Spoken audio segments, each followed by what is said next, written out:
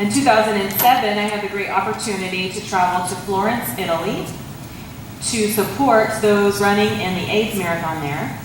And while I was there, I got to visit many amazing cathedrals and churches. I was so impressed by the stained glass and the high vaulted ceilings.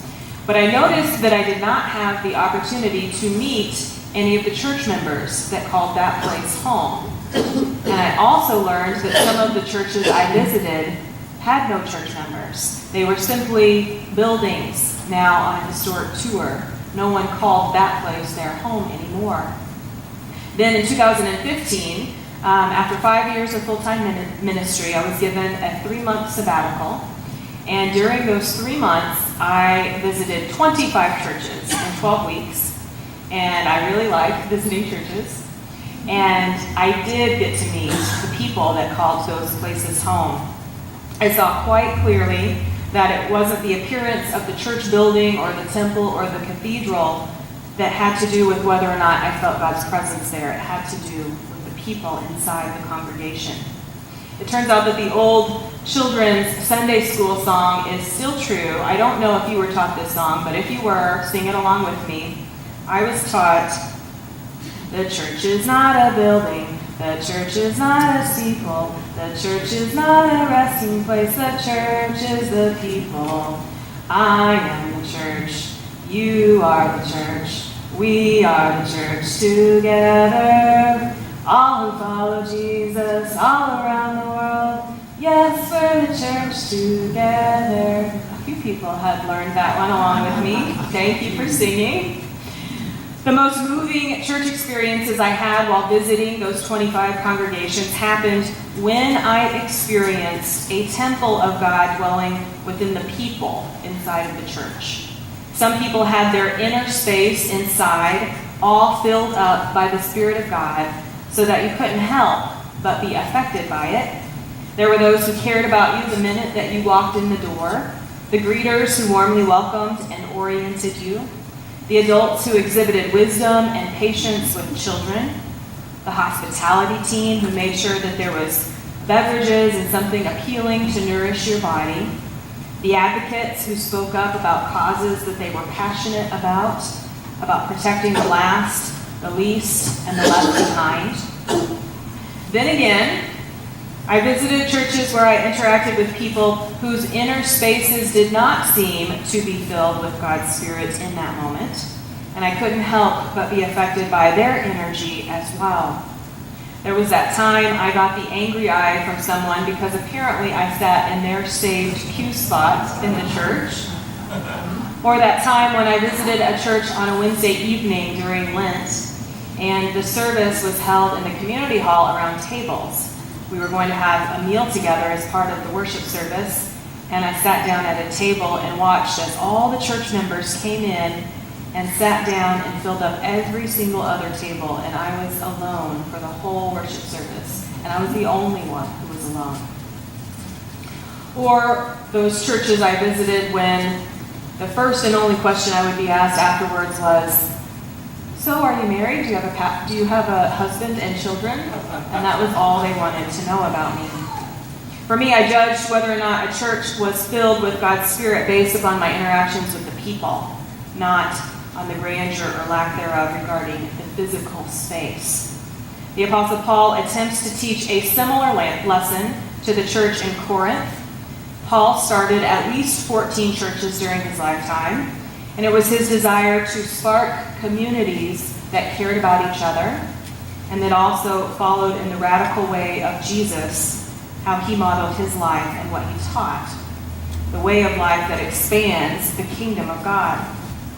But often in Paul's letters we see the people would begin to think that what mattered most was the popularity of their leader. They would boast back and forth about who was in charge of their church, or which church was most up to date with the fads of the wider culture around them. Paul taught them that any who think themselves wise in a worldly way had better become fools. He reminded them again and again that God dwells inside living beings. So either we make room for God to dwell inside of us, or we walk around with other things crowding out our inner lives. There are a lot of things that people do to work on their outer appearances. We pick out our clothes, our hairstyle, perhaps our makeup. We might do cardio or lift weights or even have surgery. All of these are things that affect the outside of what we look like. But Paul knew that God's Spirit desires a home base on the inside of a person. But we have to make room in the inn. Jesus was constantly making room for God. He could have gotten wrapped up in busyness, as so many of us do. He could have been too busy with teaching in order to make room for God. He could have been too busy with railing against the powers that be to find a quiet space to listen for God's direction. He could have been too busy with taking care of others in order to take care of himself. But he consistently modeled self-care by setting aside alone time, or by gathering up his close friends and going out to sea, by going into the wilderness to get away from his stresses, a time to clean up his inner shrine and temple, to make space for God to dwell within him, a time to release the clutter, the anger, the insecurities, time to attend to grief, to practice deep breathing so that the still small voice of God has a chance to be heard and listened to. In our contemporary reading, our first reading, we remember how Jesus taught people to go into their heart shrine to talk to God. He said, "And whenever you pray, do not be like the hypocrites, for they love to stand and pray in the synagogues and the street corners, so that they may be seen by others. Truly, I tell you, they have received their reward. But whenever you pray, go into your room, your heart shrine, your inner temple, and shut the door and pray to your Abba." What is the purpose and the result of attending to our inner shrine, of clearing out clutter and making room for God to dwell within? Many translations of Matthew 5:48 have Jesus saying, "Be perfect as your heavenly parent is perfect."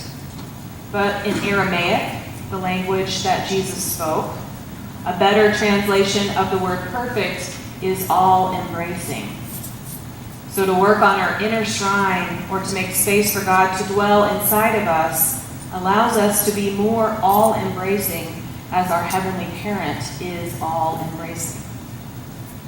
We know that we don't gain muscles without repetition and practice, and the same is true for the inner life. Without repetition and practice and constantly cleaning up our inner sanctuary, God has less room to dwell within each one of us.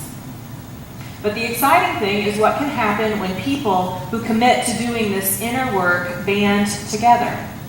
When lots of people with space for God to dwell within them congregate together, God's ability to manifest the kingdom of God in that space is amplified. I don't know of a single more important thing that we can do to affect change in our world than to make space within ourselves for God to dwell, so that we can listen to God's wisdom and insight about how to move forward, how to be all-embracing, how to resist evil and to do good. If what Paul says is true, and I do think it is true, that we are the temple of God and that God dwells inside of us, how are we treating the temple of God within ourselves and within those that we meet? Do we treat those temples with honor, no matter what the outside looks like, with respect and dignity? And what if it's a very dim temple? What if the temple or the person in front of you has so many other things going on inside themselves that they have not made much room for God to dwell within? How do we treat those temples? Perhaps the most frustrating truth of all is that you cannot make room in anyone's temple for God but your own. You can't clear the clutter out the anger or the weeds from anyone else's inner shrine. But I will tell you that spring cleaning is contagious. One of my friends posted a post online about an 8-week challenge that she's participating in. She asked 10 friends to join her, which they did. And you needed to commit to doing the challenge with her in order to participate. It involved, week by week, going to a different room in your house, one different room each week, and taking a before and an after picture. The after picture was taken after you had completed all the tasks on the challenge sheet for that particular room. Each room had a checklist involving decluttering and cleaning and arranging items in a way that were efficient and beautiful to the eye. I wonder if we don't approach cleaning up our inner temples and shrines in a similar way, of going room to room, corner by corner, and spending time and care to declutter those things that prevent more of God's Spirit from dwelling within us. Some participate in support groups. Some perhaps maybe need to not add more to their schedules if they suffer from busyness, but to take away. To notice the negative inner dialogue and stop it where it is in its track, because we know that thoughts do turn into words and that words do turn into actions. Perhaps instead of ignoring conflict or things that make us uncomfortable, finding ways to address it while being open and honest and not mean-spirited. Making daily lists of things that we're grateful for. Sharing gratitude with those who make a difference in our life.